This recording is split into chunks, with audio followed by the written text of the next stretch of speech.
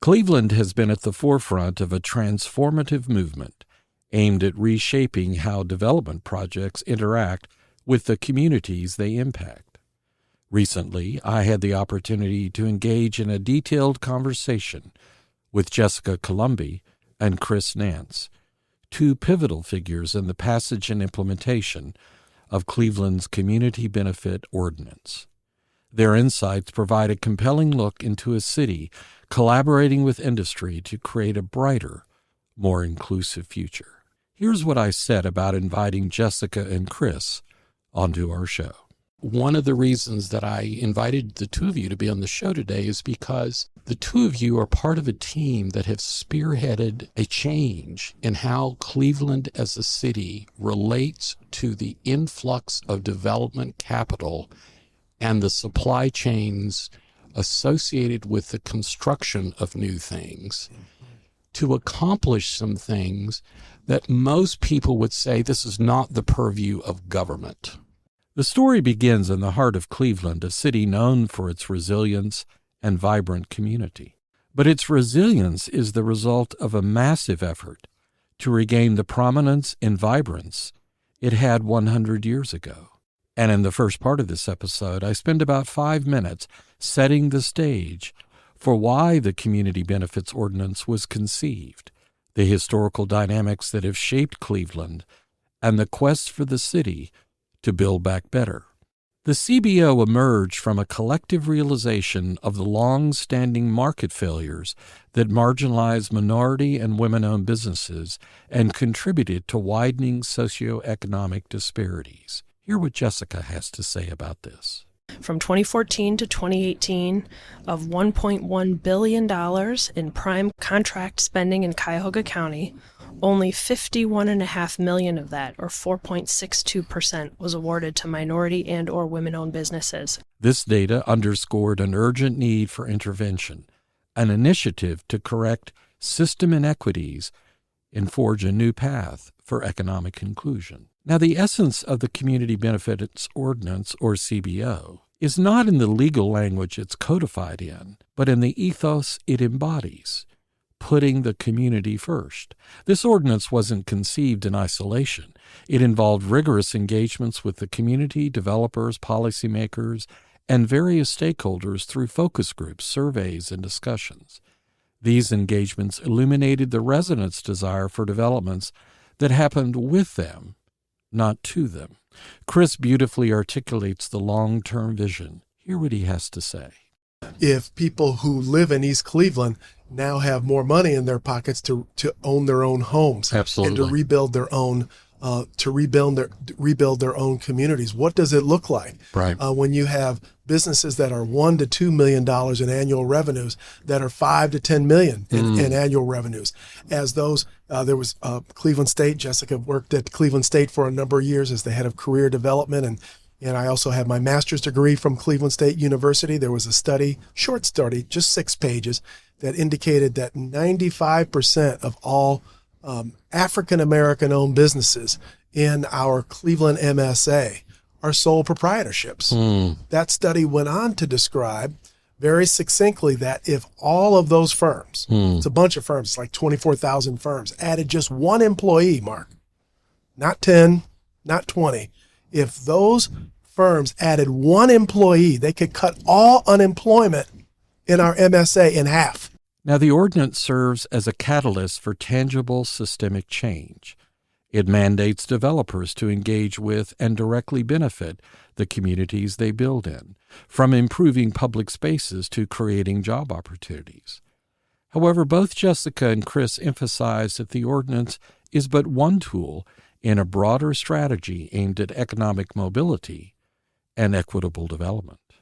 The establishment of a memorandum of understanding following the ordinance is a testament to the commitment stakeholders have towards embracing its spirit beyond just complying with the letter of the law. The MOU, as detailed by Jessica, is a pledge from developers, businesses, and institutions to uphold the principles of community benefit, recognizing the intrinsic value of doing business in a way that elevates all sections of society. Navigating the complexities of implementing such a groundbreaking policy is not without its challenges. Resistance from traditional sectors accustomed to a laissez-faire approach loomed large.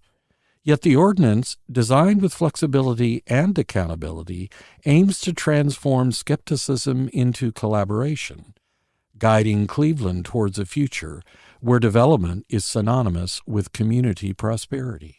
The journey of Cleveland's Community Benefits Ordinance from conception to enactment is a beacon of hope, not just for this city, but for any community striving towards inclusivity and economic justice.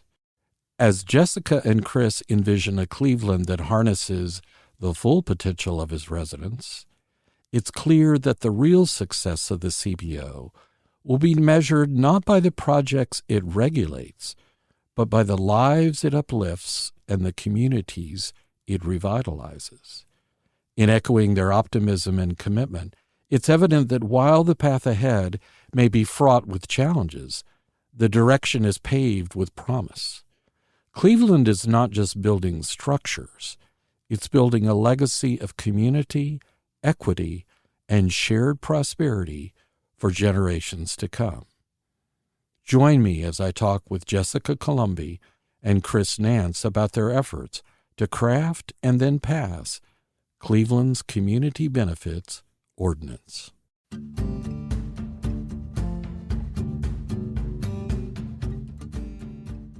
I'm your host, Mark Good, and this is Remarkable, a podcast focused on people and stories worthy of your attention. And now, today's show.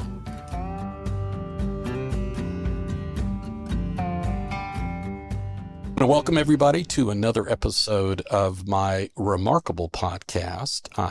We're recording today in the library of Shaker Heights, Ohio. They have marvelous rooms that we can do this kind of work in. And I'm delighted to have two guests with me today, Chris Nance and Jessica Colombi. And because it's a part of my age and my generation, sure. Ladies first. Please introduce yourself, Jess. Sure. So thank you for saying my name correctly. Lots of people like to make the I long. Right. I like to say that I really enjoy working with people and enabling organizations to hum. And I started to figure that out when I served as Chief of Staff at the Ohio Board of Regents. It's now the Department of Higher Education for the state of Ohio. And I helped facilitate true organizational change that influenced how higher education public policy was seen in the state of Ohio. Then I did it as Executive Director of Career Services at Cleveland State, where we influenced change in terms of how we worked with students, how we worked with faculty and across the university, and then how we worked with employers. I have a side hustle, as the kids like to say. I'm part of a small team that's designed a cultural competence and de-escalation training for law enforcement and try to get at organizational change that way. Currently, I'm the Director of Policy and Research at Cleveland City Council. I think what we're going to talk about today, developing this Community Benefits Ordinance, is of particular excitement to me because it is systems change. Yeah. And I just love to see it. So. Well, for people who don't know what I know and what Chris knows, tell us where you're from. Oh, well, since we were at the Shaker Library. So born and raised actually in the city of Cleveland. And then my parents, who were both educators, my public school educators, my mom taught 3rd and 4th grade, and my father taught at Tri-C in Cleveland State, among other things that he did. They moved to Shaker precisely because a community is known by the schools that it keeps. They found a house on Huntington Road precisely for me to be able to walk to all the schools. That was very important to them. And of course, when I was in 2nd grade, they changed the schools. Now they're changing them back. But walked to Onaway, walked to Woodbury, bused to the junior high school, and then walked to high school. The funny thing was, I was so excited to drive and park on the oval, which is part of our culture, that I actually drove and parked on the oval, and my friends who drove to school parked in my driveway. It's wonderful to meet somebody for whom getting their driver's license at 16 was still a thing. Yeah, oh, yeah. Right? I mean, today, there's a lot of people that are like, I don't care. Or they don't want to drive. Their parents drive them. I know. When I was 16, I couldn't wait to do that. Okay, before we get any further, Chris Nance. Chris, tell us a little bit about yourself. Well, Mark, thanks for inviting us to have this conversation. I'll pick up where Jessica ended her kind of roots origin story. Also a native Clevelander. I'm the youngest of 6 kids. Oh, wow. My parents owned a house just down the street from here in the city of Cleveland.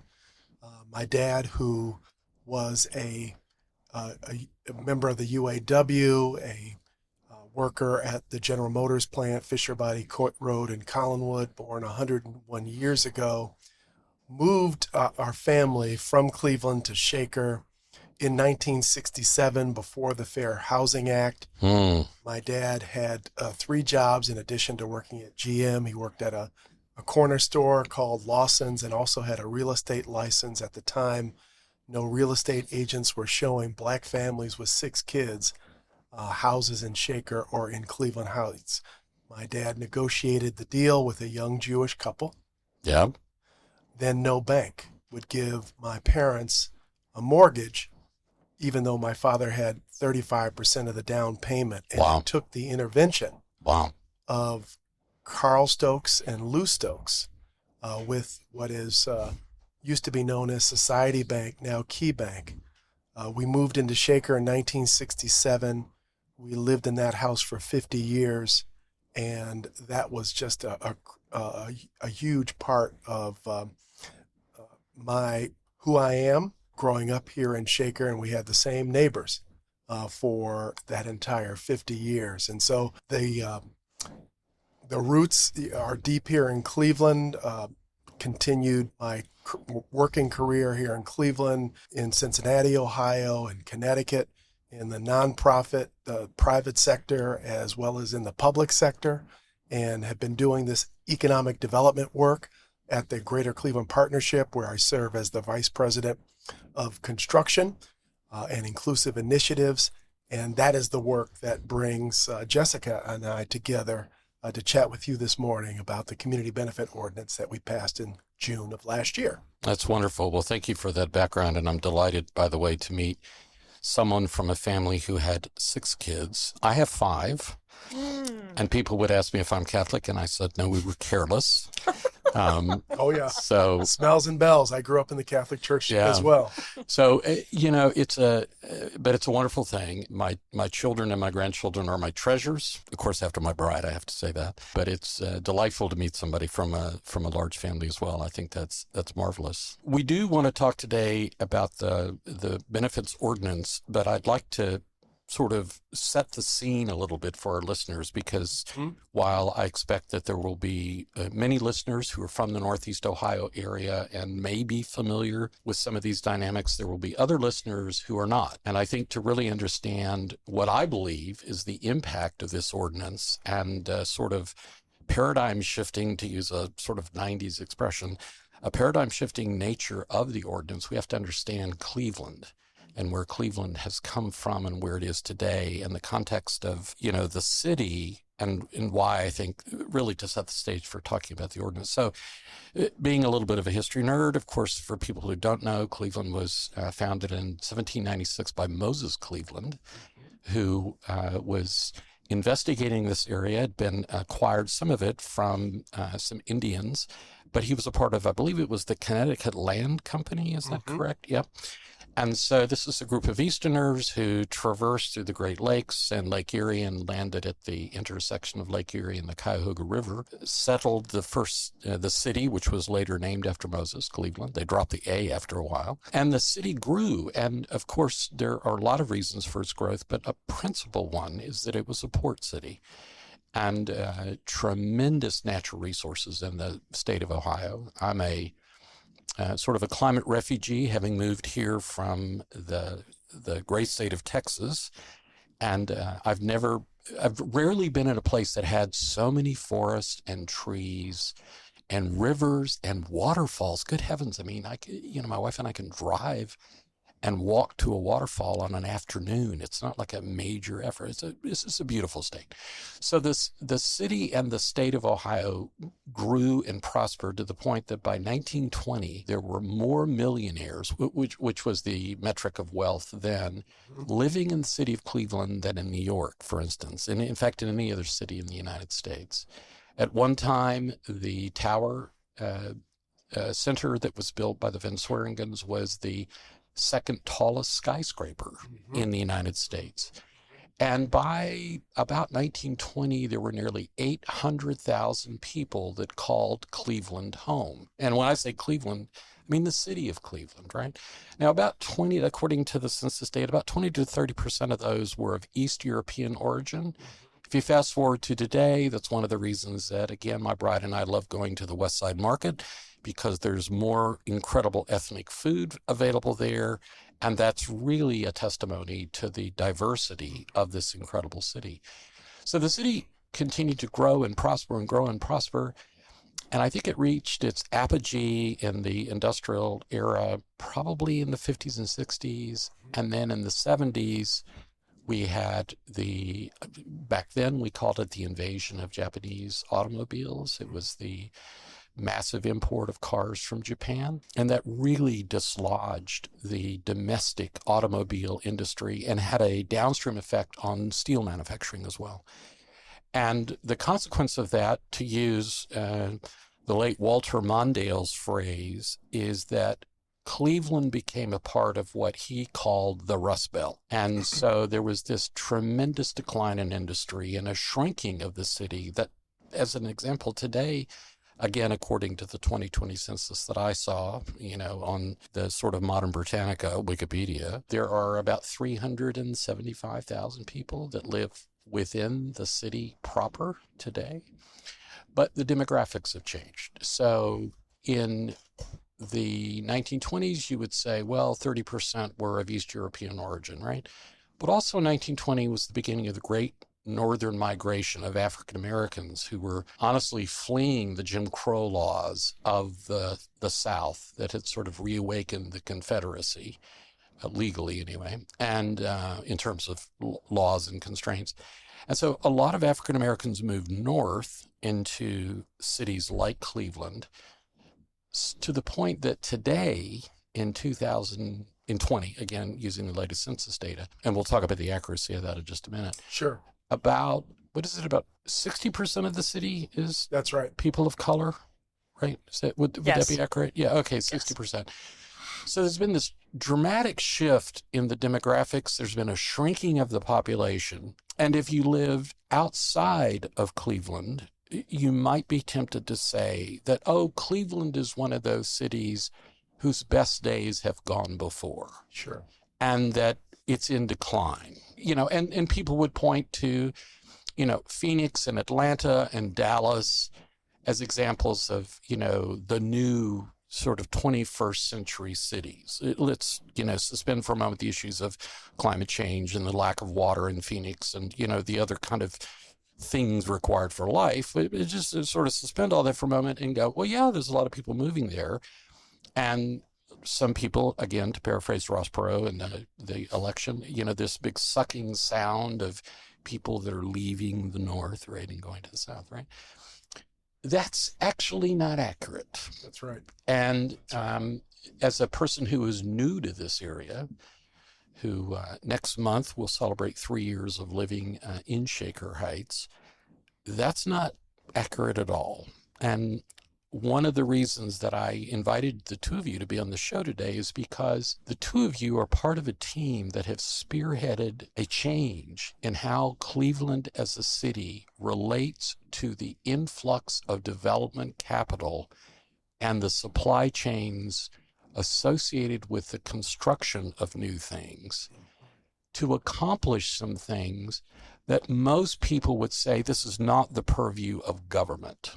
And that's something I want to talk about today because, we live in a time in which there are people who would argue that keep government out of our lives. Government is a bad thing. It's an imposition on free markets and, on and on and on and on. And yet, as I'm going to ask you to really explain the Community Benefits Ordinance here in just a second.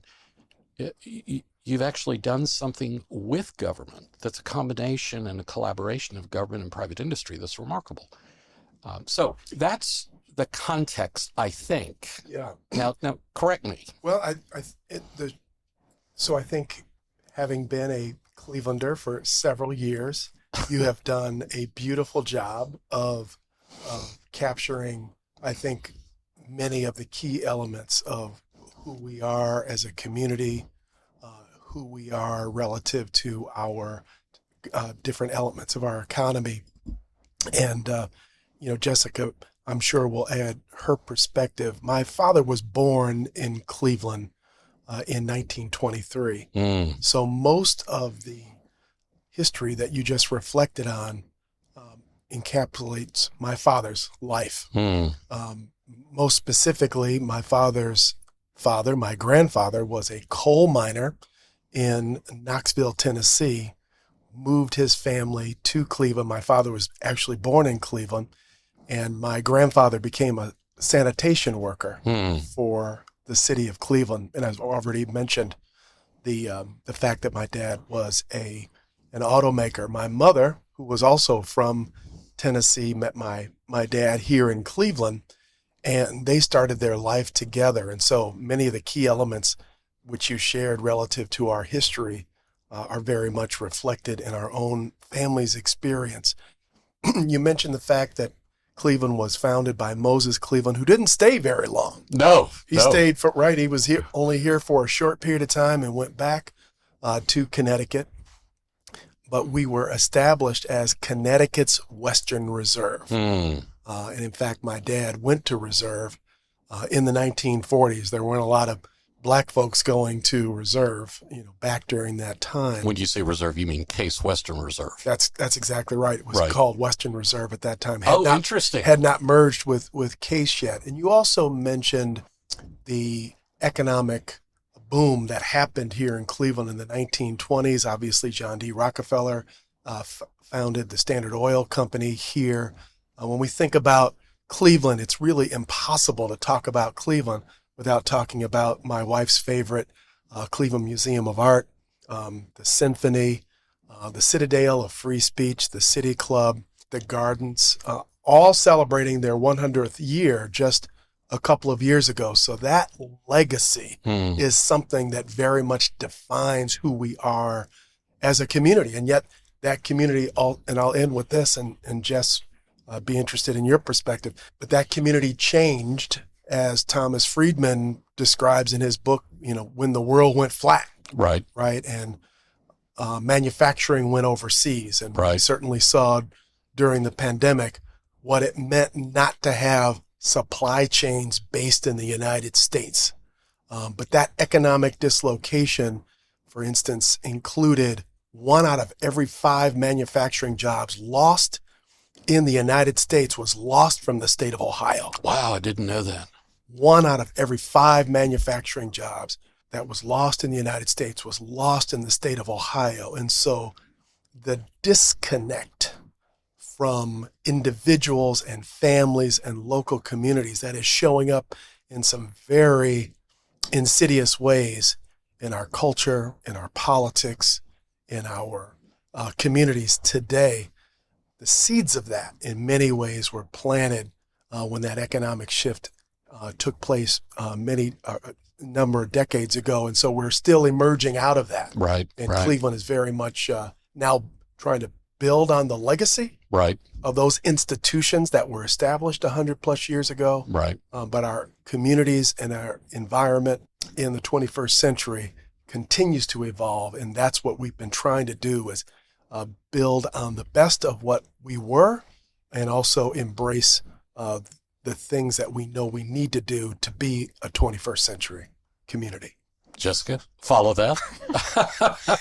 Well, Chris, you're so well spoken, and this is marvelous. I know the purpose of this podcast is not to be a booster for Cleveland. Having said that, you certainly are, and it's marvelous. As somebody who lives here and who's grown up here, it's phenomenal. Well, thank you. And don't think I mentioned that I work for the Greater Cleveland Partnership, which is the economic development organization for the entire region. And so it is kind of part of my shtick, if you will. Yeah. Like I have to get some Yiddish in here. That probably won't be the last Yiddish we hear during this conversation. But more importantly, it's in the DNA of who we are as a community. And for those of us who've been around for a while, it's in our DNA to be champions for this community and all of what it represents.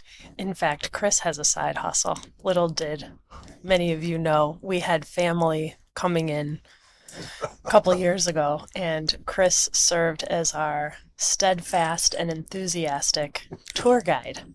And the way that we handled that, we had a caravan of cars, and we called into a conference call. And so everyone had, instead of, having an old school speakerphone or, speaker, everyone had Chris on speakerphone in their cars. So as we were driving around the city, Chris could narrate. In real time, narrate exactly where we were. That was fun. That was fun. That's marvelous.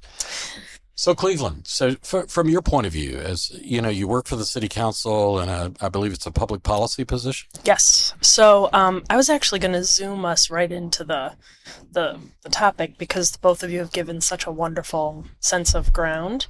And out of that, I think in about 2019, 2020, the Guardians were negotiating an upgrade on their stadium. It was time for renovations. And again, for listeners who are not from Cleveland, who are the Guardians? The Guardians are our baseball team. They were known for a long time as the Cleveland Indians. That's how I know them, right? Yes, yes. And we have shifted them to the Cleveland Guardians, which makes so much sense. The Hope Memorial Bridge has our Guardians of Transportation, which are so iconic. They are iconic. And really sort of from a grassroots way became part of our brand. And so I'm thrilled that the team decided to own that and become that. And so we're the Cleveland Guardians now. There was a deal struck to, as they needed to implement upgrades on the stadium, and that the developers, of course, came to the city for financing. Sure. And there were no formal community benefits negotiated as part of that deal. And our current council president, Blaine Griffin. So explain again for people who are not familiar with municipal activities and so forth. When you use the phrase community benefit, what do you mean by that? And I would say there's community benefits, lowercase CB. Right. And then there's the community benefits agreement, which is a proper noun. It is a thing. Right. And those are any meaningful, tangible benefits that a community receives or experiences when a development project happens in their community. So they any and everything from new curbs to a park, right, to apprenticeships and jobs for people in the community, so the development happens with them, not to them.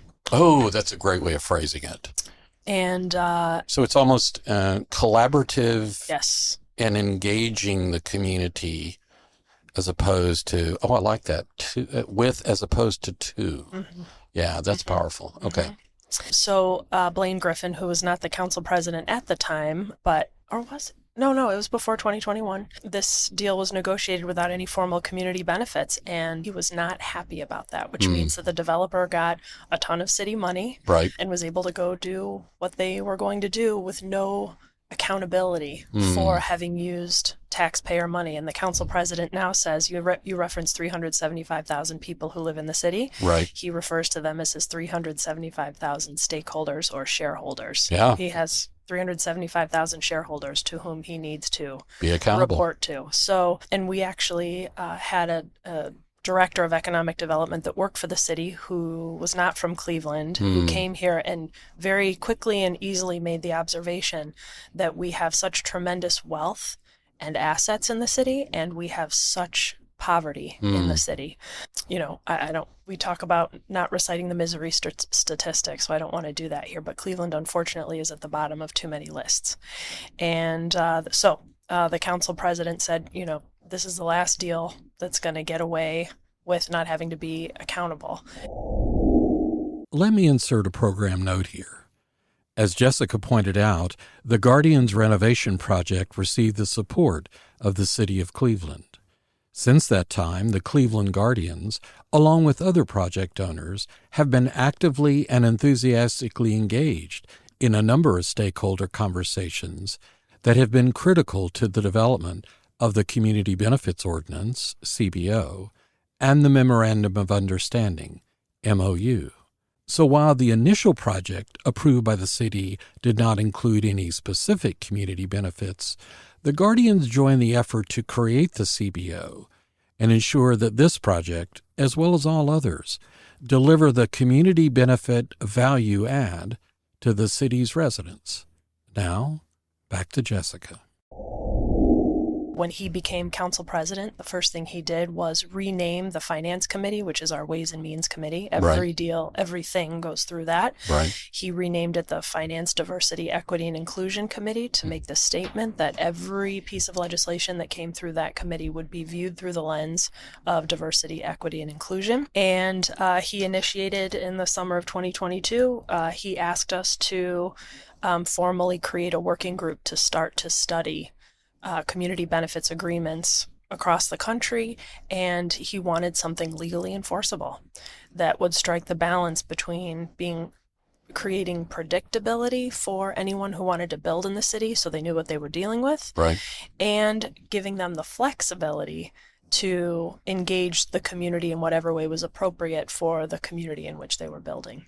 So let's talk for a moment about community benefits and also that observation that the individual made that, Cleveland is a city, and this is my phrase, of extremes, right? Of tremendous wealth, tremendous poverty, right? The council president would say we have a Dickensian model. And I actually love when he uses that reference because it connects to people immediately, or connects for them. He says, we are the best of times and the worst of times, here in the city of Cleveland, and he wants to move more toward the best of times. But we have a Dickensian model. But one of the things that the implication of community benefits is that the community benefits process or activities seems to be viewed as something of a bridge between asset and a lack of asset, right? So deficiency, between wealth and poverty, between people who have a lot and people who don't have a lot.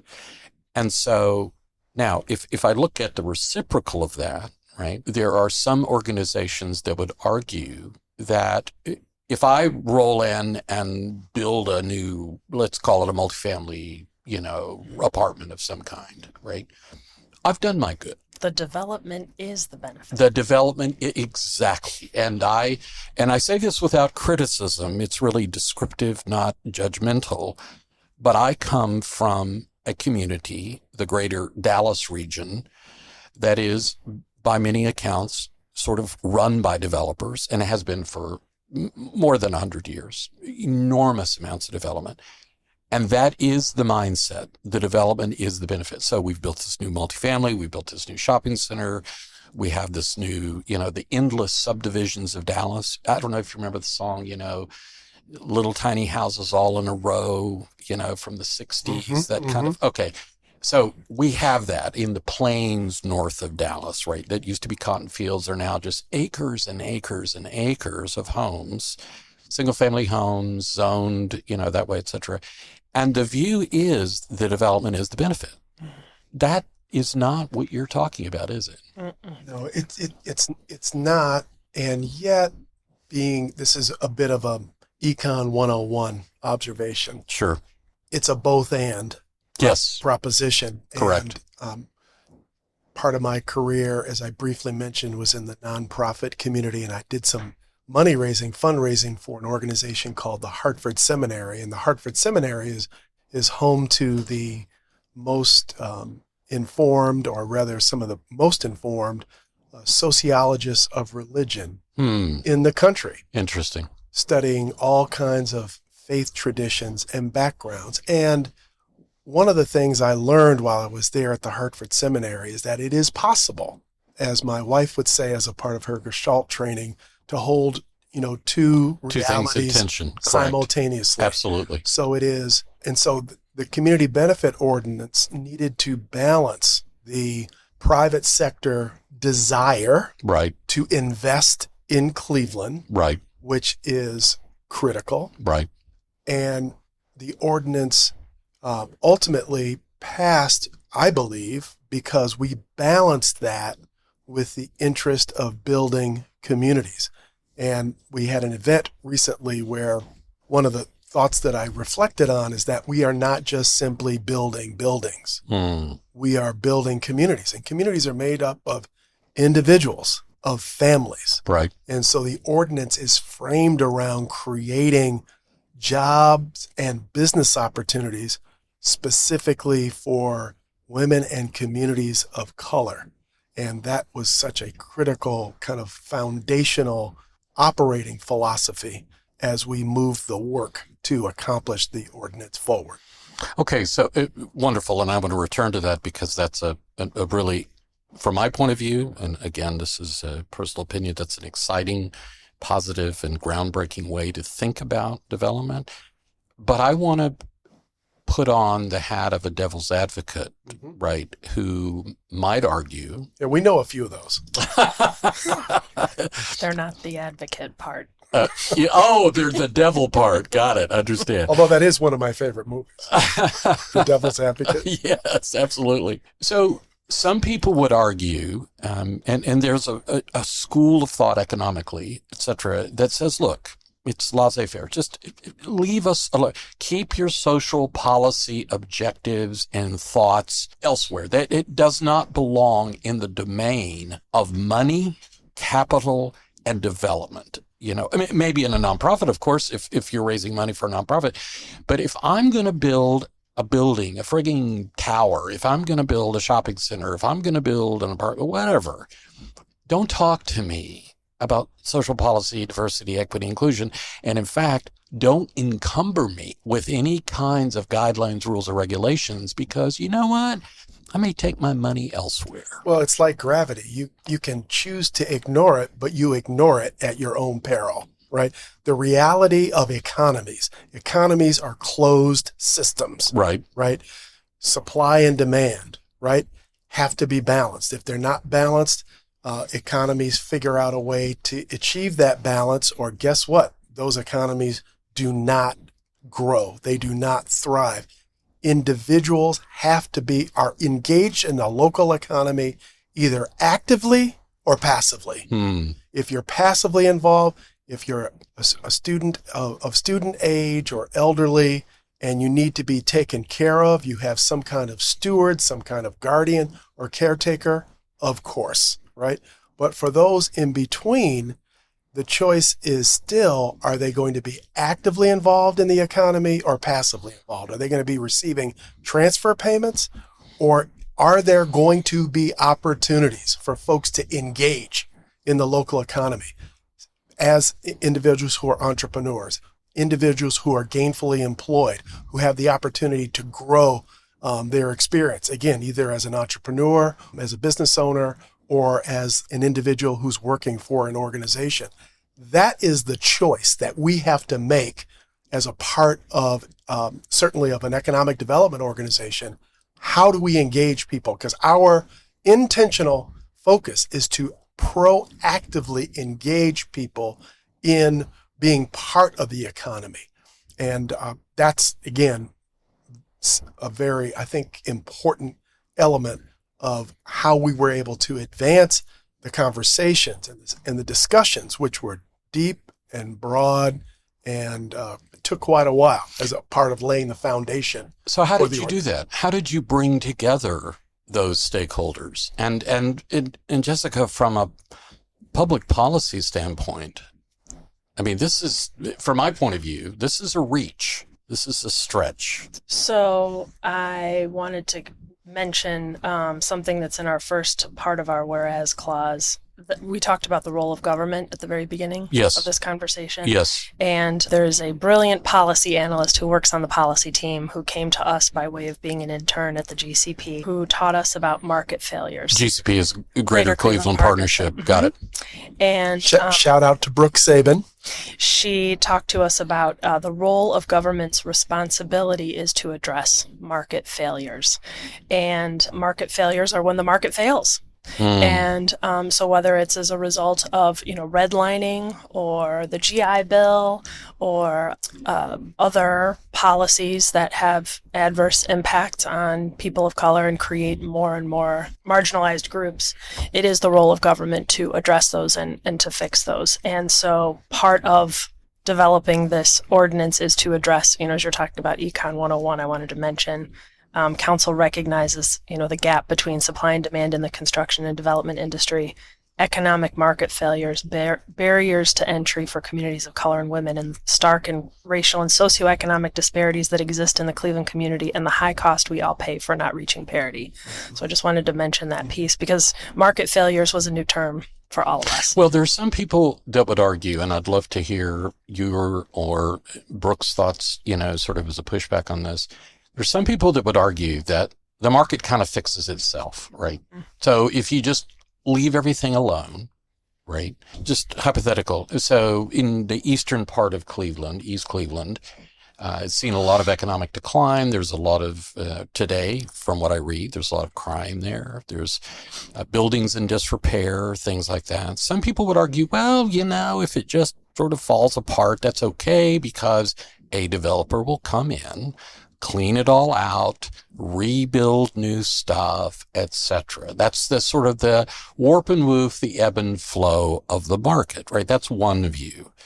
The view that you've just articulated says, no, wait a second. The market actually has made some mistakes that businesses have made. And it could be, by the way, not that the original intention of the developers or the economic activity was flawed, but macroeconomic factors that we don't control, for instance, the advent of Japanese automobile manufacturers, right? The subsidizing of Chinese steel. I mean, there's all kinds of things that have happened that are beyond the control of a developer and people who made those investments. Now we have a problem, right? We've lost jobs. We have this sort of stuff. So the view that you've just articulated, Jessica, says, no, that government really needs to step in and do a course correction. Would that be a fair way to say it? Yeah, I think ultimately, economies have to rebalance themselves. Right. As I briefly mentioned a few minutes ago, when the world went flat, that was an intentional decision, a market-driven decision, right, to move supply chains overseas. Right, where the labor cost was lower. Where the labor costs were lower, right? And I also shared with you that my dad was a General Motors employee. Right. I also mentioned the fact that I'm the youngest of 6 kids. My dad never made more than $55,000 a year, but he put all 6 of us through college, saved a dime for every dollar because he had the health care benefits and they had a fair wage and a predictable wage for 46 years. Wow. That allowed my parents, I haven't had a chance to talk about my mom, she was incredible, but allowed my parents to do what they did, to move our family into the middle class, to move our family into Shaker Heights, Ohio in 1967 before the Fair Housing Act. Right. And so, and then we get into COVID, supply chains, oh, snap. There's a whole number of mission essential things that we no longer produce in the United States. So you talked about rebalancing. So now the world, see, these are macroeconomic factors. Right. And then in this particular kind of set of observations with this, the current administration, the Joe Biden administration, has been advancing groundbreaking legislation, whether it's the Infrastructure Act, what people have talked about for decades, the CHIPS Act, which, speaking of, resupplying or rather reshoring, right, chip manufacturing, right, which is cars are basically software on wheels now. That's right. Right. And so there's been this establishing, whether it's project labor agreements or community benefit requirements for this federal legislation that is rolling down because they realize that our economy has to be rebalanced so that people, again, are actively engaged. And that is a direct result of what I would call a practical and even visionary, but certainly inspired understanding of the balance and the role that government can play in ensuring that everyone has an opportunity to gainfully share and participate in the economy, and being able to realize what folks used to at least refer to as the American dream, which for far too many has become the American nightmare. Yeah, absolutely. So, Jessica, how did the city council and the administration go from these remarkable thoughts? And again, as I point out, they are not without critics, right? So there were people, I'm sure, within the city as well as elsewhere who thought this is a load of nonsense, right? To put it politely. How did you move from these insights, these observations, these, quite frankly, facts, and craft an ordinance? What did that look like? Well, thank you for asking. I often say that if every piece of legislation was developed in the way that this one was, we'd really have an extraordinary set of laws. We really got buy-in at every level. So again, the council president asked us to create an internal working group in City Hall in July of 2022. Then actually it was important for council to pass a resolution formally establishing this group. So it was a symbolic gesture that we are declaring this, super important, and we want folks to work together to study community benefits agreement policies and ordinances and get this done. So the council president, his leadership team, Councilman McCormick, Councilwoman Jasmine Santana, and Councilman Anthony Hairston, who's the chair of our Development Planning and Sustainability Committee, led this internal working group that included, the chief of operations at City Hall, the chief of city planning, integrated city planning, community development, economic development, and the director of the Office of Equal Opportunity, who tracks economic development projects. We met every 2 weeks and decided that we actually really wanted to do some focus groups. And that was really important to get feedback from the community. And so it wasn't just going to be all of us, thinking inside of City Hall.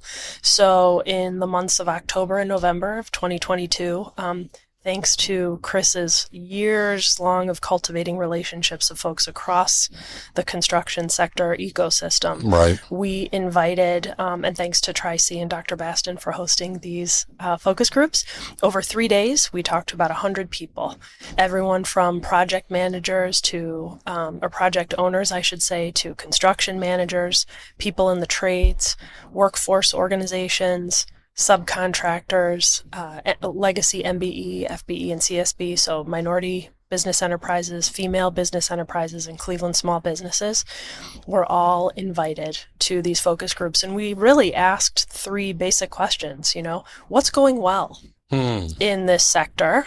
Let's track that. What could be improved? What do we need to address here? What is not going well? Relative to these, what I call community benefit issues. And the development process, I would say. From everything from, coming to the city, how do you get your money? What kind of financing packages? Is there a clear communication? Interesting. Is there a clear process with the Department of Economic Development and Community Development with the city? So literally every step of the way. And then if you had a magic wand, and you could create a piece of legislation that would create an ideal situation for a development project that would tickle all of these things, what would it look like? And we tracked all that. Actually, our Cleveland Foundation Public Service Fellows did the note-taking. And one of our now policy analysts, she was a fellow at the time. Her name is Ibukun Odemartins. And she actually wrote our executive summary of these focus groups and put together this really interesting pie chart about the themes that emerged from the focus groups. And we took those focus groups. We also did a survey to the community. So council members put a survey in their newsletters. We had a Google phone number that took calls. We did a community survey that actually, those of you listening can't see, but the responses to the survey literally tracked east to west, north and south across all 17 wards. And, we asked residents what they would like to see out of community benefits. So we also got resident input in this ordinance. They want to see, our residents are not high maintenance people. They want basic things taken care of. They would like to see more public trash cans installed. They would like to see more youth programming, more green and public space, affordable housing. Yeah, big deal. Neighborhood beautification and cleanup, training opportunities for residents, multimodal infrastructure, home repair assistance to homeowners, and demolish vacant structures. Those, we asked them, what concerns do you have about new construction? What can be done to lessen your concerns? They said, communicate with us residents, have community meetings and get our input. Could you please minimize construction disruptions like traffic detours and, again, the cleanup? Could you build some affordable housing and work toward establishing trust with us? So again, it doesn't feel like it's being done to us. So we incorporated all of those responses, and we introduced a community benefits ordinance, which I think is actually the first of its kind in the country. We did speak to Philadelphia, Detroit, Boston, St. Louis, and I think they have enacted ordinance and policies toward this, but ours is the one that it is legally enforceable because it's an ordinance, and the way that it looks. And I also brought for us, those of you who aren't listening, what our process map. Yeah. And the short version is we include community feedback. Can we include links to that for sure on the show Absolutely. Notes? Okay, Absolutely. Let's do that so people can look at that. Community has a say earlier in the process. Yes. Instead of at the end kind of rubber stamping what happens, we bring in community meetings and feedback from the council member of that neighborhood, and then it goes through an internal the Community Citywide Development Corporation, which has been an internal kind of a financing entity. They make sure that all the financing checks out, for lack of a better term. And we've actually added to their set of responsibilities to review the community benefits agreement. And if it doesn't meet certain criteria, it goes back. And that is the other thing that I think is unique about this ordinance is we put in a section for penalties for noncompliance, which of course was also very controversial. Well, in fact, I want to ask Chris something here because, I can hear and understand from the point of view of the city, the reason, and I love the feedback from the residents, which I think is very powerful. Here's what we need. Here's how you can help us and so forth. But there's no free lunch here. Right. And so when you, as the VP of construction at the Greater Cleveland Partnership, were talking to the developers and the folks that have to assemble the supply chains and hire people and all that, there's a cost to all this goodness. It's not free. It doesn't come out of the air, right? It isn't just good feelings. There's costs.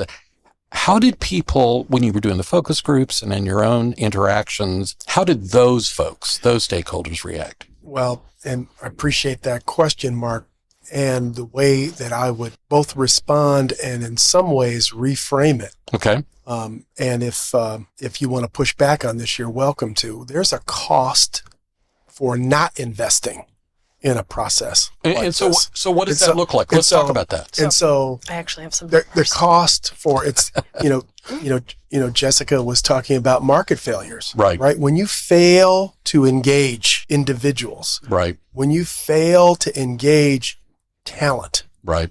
Local talent. Right. The talent will leave. Interesting. The talent will leave. Interesting. Those individuals will leave.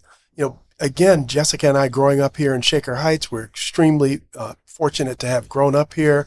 We have a lot of, talented folks we grew up with, half of whom left Cleveland. They're in Chicago. Right. They're in New York City. Atlanta. They're in Boston. They're in Atlanta. They're in Washington, D.C. Right. And obviously we made a decision to be here, both because it's home, but we also, there's a gap. Right. And so the ordinance, in many ways, the community benefit ordinance became a metaphor for the kinds of things that we need to do to help folks in Cleveland, both private sector, public, and the community, understand that we're going to put a stake in the ground, and that stake in the ground puts people first. It puts people first. Right. And well, it's also, to your point, and excuse me for interrupting you for a moment, but from the point of view of a developer or somebody in the construction supply chain, there's, I don't want to say a pecuniary motive, but there's a self-interest here, because I think, to your point, is if investments aren't made in the people and the community of Cleveland, then when someone comes to build here or develop here, we're the people, right? Yeah, exactly right. That's exactly right. And right now, Columbus, I believe, is the 12th largest city in the United States. Right. I believe it's the fastest growing city in the United States. A lot of that is rooted and grounded in the talent that is resident Yes. in Franklin County. A lot of that is rooted and grounded in the political geography of Franklin County, not from a partisan perspective, but just in terms of how the city of Columbus is essentially the county of Franklin County. And it's in the center of the state. It's Cuyahoga 2.5 hours. Cuyahoga County from any has, point. is it 27? It's either 27 or 37.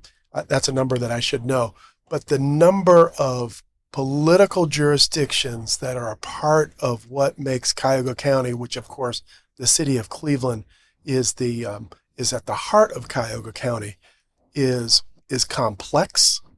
And that complexity for people who are making investments, one of the things that we've been working on as an economic development organization for a number of years is that the opportunity to invest in our city and in our region is significant, yet the barriers to entry for developers, for investors, can be quite difficult because of all of the different geographies, political jurisdictions that they need to navigate.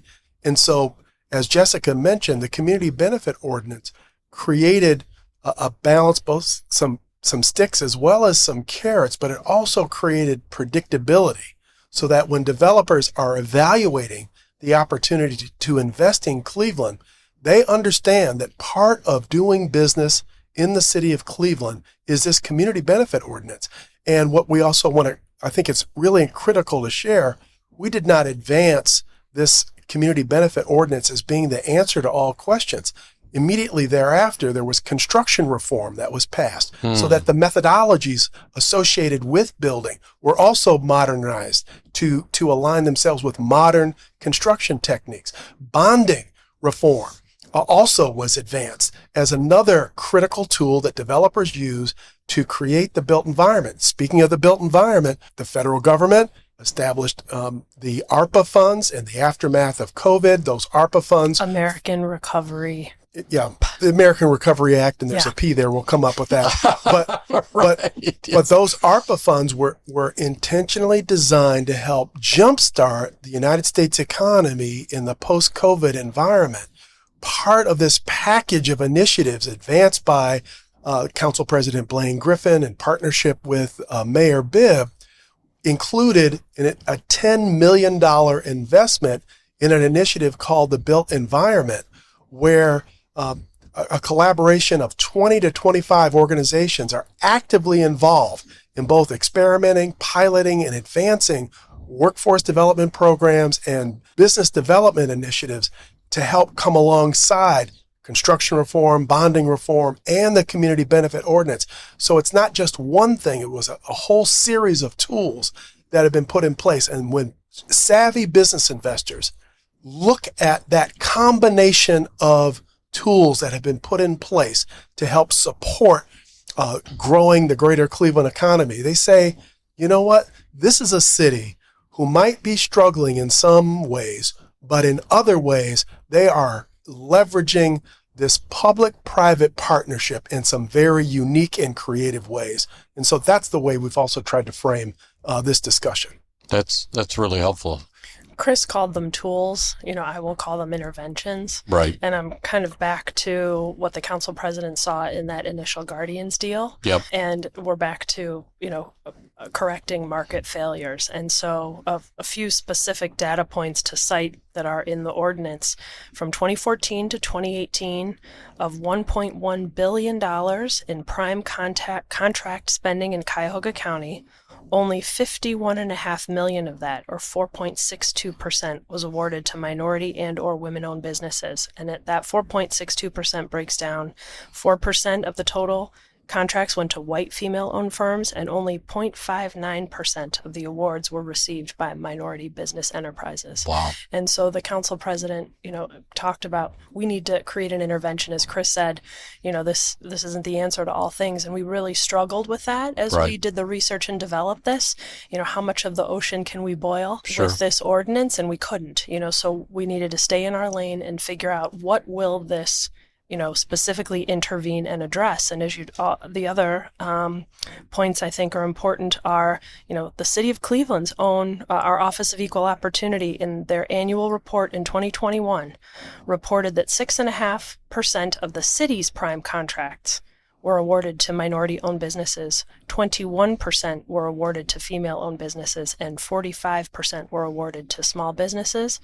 And the last data I'll cite is, again, the Office of Equal Opportunity analyzed non-compliance with economic development contracts in the last 5 years, from 2019 to 2023, found $13.9 million in lost wealth creation opportunities for MBEs and FBEs, 358 full-time employment opportunities lost for Cleveland residents, and assuming those employees would have made at least $20 an hour, $14.4 million in lost wages, and $359,000 in lost payroll taxes. So let's roll the tape forward. I'm going to ask you guys to speculate a little bit here. So it's 2024. Let's just pick a date, 16 years in the future, 2040. Just to pick a number. Could be 2035, it doesn't matter. What do you believe the downstream implications of this ordinance will be here in the city of Cleveland? Because it was done, you guys have both made, I think, a compelling case of the problem, right? And then how it was addressed through this ordinance and the process of collaborating with all of the stakeholders. You've referenced historically, what I call the great sucking sound of the outsourcing of manufacturing and how that honestly gutted a lot of Ohio and what that's done, right? And this is a part, we're not boiling the ocean here, but it is a part of helping bring Cleveland back, right? Or help it move forward. So in 10 years, if you were having a conversation in 10 years with a construction executive, a person who's thinking about developing something in the city of Cleveland, what do you think that conversation will be like? What do you think will have been learned in 10 years by this ordinance or the impact of this ordinance? Well, hopefully we will have from 20 knowing that the data has shown, even with consistent efforts, this effort to engage minority contractors in construction is an effort that was rooted and grounded in a conversation that started in 2010, knowing that there was a projection for construction demand that was slated to be very significant.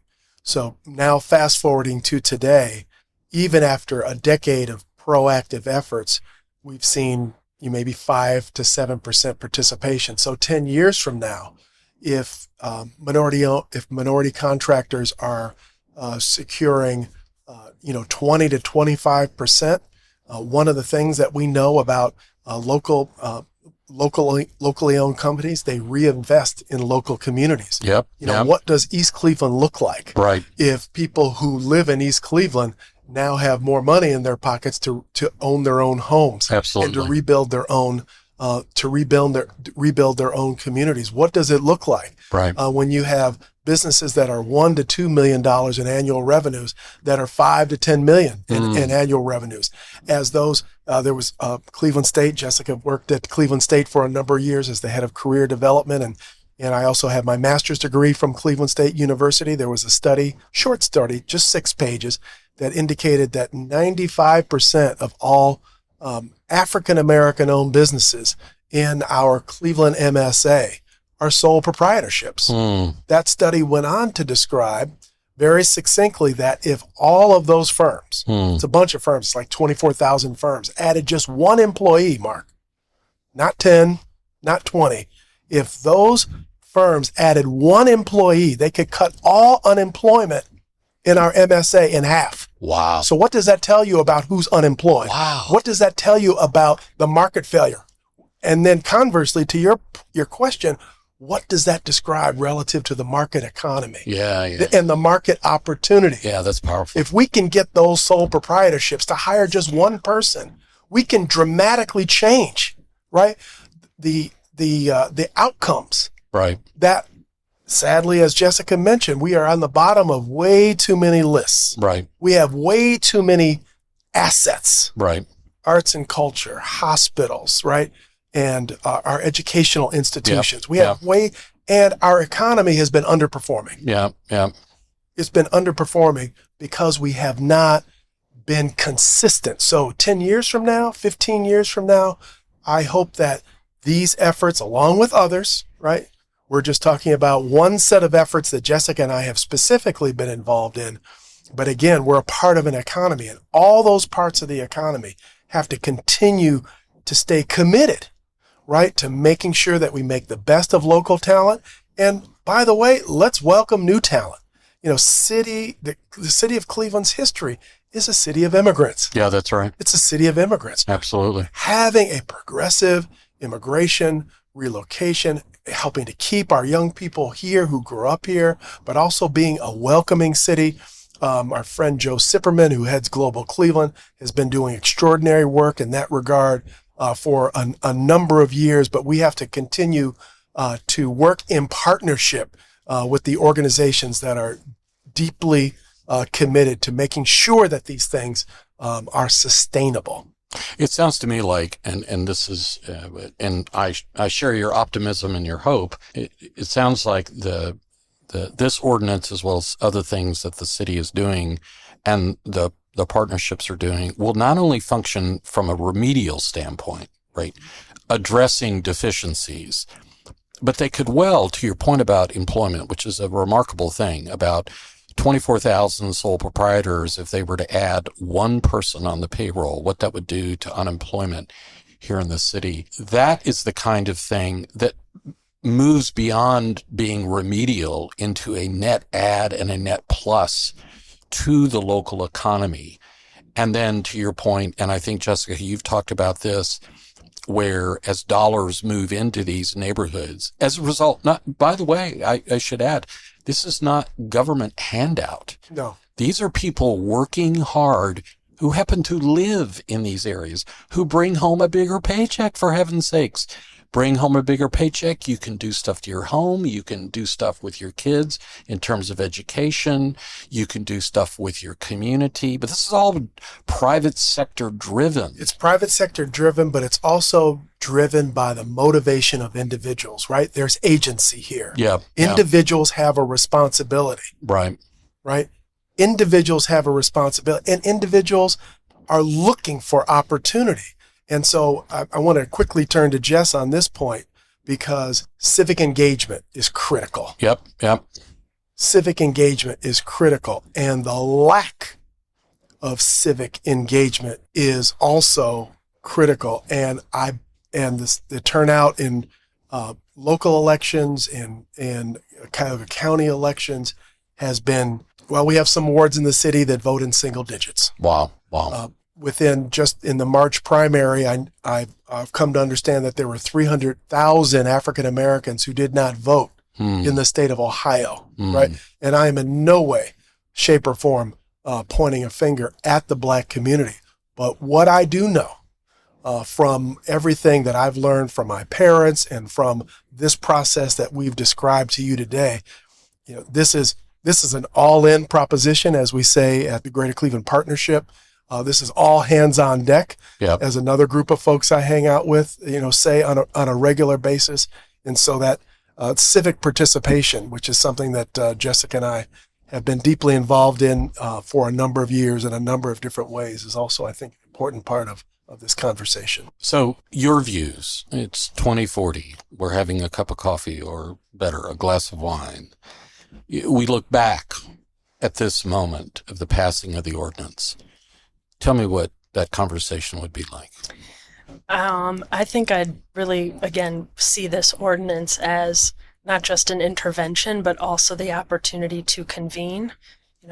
Chris talks about the GCP being a convener. Right. I'm part of a economic mobility work group that's the Center for Public Health Affairs is a convener. Right. To me, this ordinance feels like it's a convener in closing the gap between supply and demand. And so the only thing I would add to, Chris's beautiful portrayal of where we might be in 2040 is really connecting the supply side.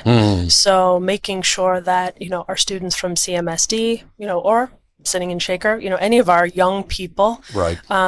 Who either go to our community colleges or our four-year institutions are trained both as a person with a art history degree, right. In a classic liberal arts way where they're thinking people, right. but also that they are prepared to be connected to the local economy. And so everything from the trades, which are excellent jobs. Yeah. So especially that's the particular value right now, I think, of Cuyahoga Community College as it is countywide. And that is both an opportunity for people who come up in the trades or construction management, but also people who want to return and get a certification, whether it's in real estate right. or whatever it is, but really seeing our supply side and our educational partners and our workforce development partners in Ohio Means Jobs and others, making sure that we have very open front doors, get people in them. Everyone has a skill set. Yep. And so how do we help them see how they can then participate in this and understand that they have access? It's kind of the civic engagement piece of it too. It's like people they don't know what they don't know. Right. They don't know how to ask. They don't know how to find resources. And right. so how do we make ourselves, I think about Tri-C Metro Campus in the middle of Central. Right. We need to make sure that everyone knows how to walk into Tri-C, not to be intimidated, and to get them connected to the proper resources and then get them connected to these jobs. So the ordinance is a greasing of these wheels, and we're all working together. It's not, I didn't know where to go. The city too has a responsibility to be easily accessible.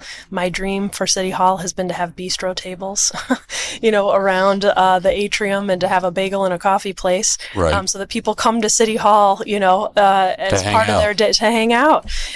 So I do hope that, again, the Department of Economic Development that does the majority of financing of these deals has a very easily accessible checklist. I know the Office of Equal Opportunity has developed a community resource guide. So when people say, I need to find someone who is licensed and bonded in electricity, we can help them find that person. Right. Or that company, that proprietor who now has hired one person. So it's really, to me, to see this all kind of, I'm kind of back to my humming along, Yeah. This part of And the full circle piece, what I really appreciate about what you just shared, Jess, is that it shows full circle. Hopefully, also in the future, I was just thinking as Jess was sharing, we don't have to have another ordinance. Right.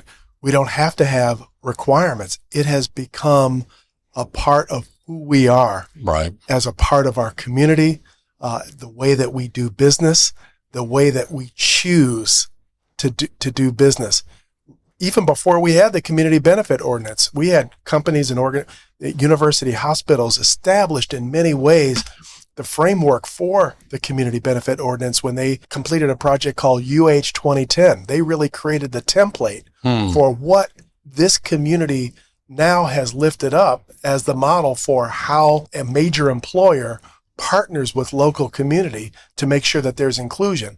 And so we now have built on that. And we've also had tremendous partners since that time. The Northeast Ohio Sewer District, the Cleveland Clinic right now is doing $1.5 billion in building projects. And they now have these principles as a part of how they do business. And I think that's a tremendous part of what I would hope to see continued in the future. And even already just 1 year after the Community Benefits Ordinance was passed, part of systems change or culture change is, as Chris started to describe, not just a respect for the letter of the law, and we cannot be naive enough to think that just because we passed an ordinance, everyone will follow it. Right. But what was super important important. And I think it's, as we've been shouting out to important folks in this process, Dominic Ozan is another one that needs to be acknowledged in this conversation. He was one of the original 4 Black contractors that signed the MOU in 2014.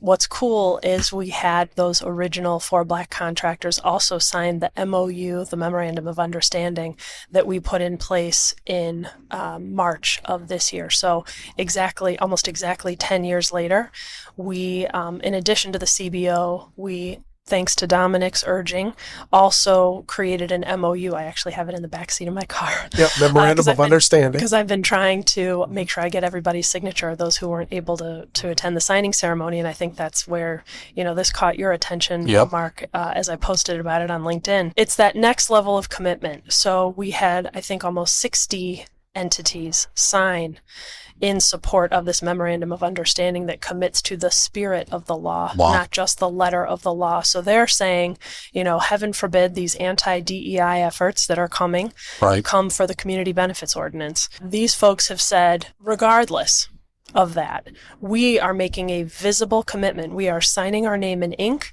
We are participating, in this signing ceremony at City Hall to be documented for posterity and all time. We're showing our commitment. And again, it was a lot of the same players. It was project managers, project owners, construction managers, MBEs, FBEs committing to the spirit of this thing, saying this is just how we're going to do business, not just because an ordinance was passed. And that was very powerful. Well, I want to thank you both for this outstanding discussion about this groundbreaking piece of legislation and activity. I don't want to just call it legislation because it's more than that. I think, listening to you, Chris, talk about the background, the context, the buy-in, the focus groups, the conversations with the supply chain, and then Jessica, you talking about the MOU. It's clear, both of you, the message is this is about individuals, this is about families, this is about community, this is about all of us sort of getting in the boat, grabbing the oars, moving in the same direction as a team, right? All of these stakeholders, whether they're government, whether they're industry, whether they're residents, everybody needs to be a part of this. And this, I think, Jessica, kind of goes to your point about agency as well as accepting responsibility. I ask you kind of middle of the conversation that we can provide links for people who would like to learn more about various aspects. So in our show notes, I just want to shout out to people who say, wow, that's really interesting. I'd like to learn more. We can do that. And then also, if you'd like contact data, if somebody says, yes, I'd like to learn more, and please, I want to pick your brain, because there may be people who listen to this who are in other municipalities who are wrestling with similar issues. And to the degree that this is groundbreaking, and I think it is, and you have a template, not only from the ordinance, but from a process standpoint of how do you do this? What does it look like when it's done? I think that's wonderful. This is a leadership thing that other organizations, municipalities, and development groups may say, we could use that in our city, in our community. I can certainly tell you from the point of view of where I came from, this is the kind of thing that I think would be, it's needed. Let me put it to you that way. I think more municipalities and private organizations like the Greater Cleveland Partnership need to be teaming in these areas to make this happen. So with that, we will bring this episode to a close, but I want to thank both of you for your time, your participation, most importantly, for the work that you've done. And I say that as somebody who lives here, right? So I'm a happy beneficiary of your hard work, and I thank you for that. So Jessica, thank you. Chris, thank you. Thank you for being on the show today. Our pleasure. Thank you for having us. Take care.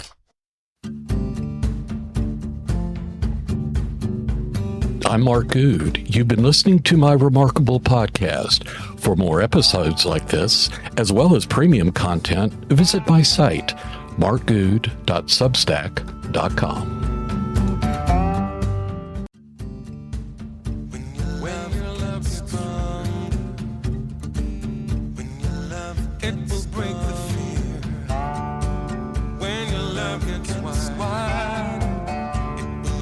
It will bring you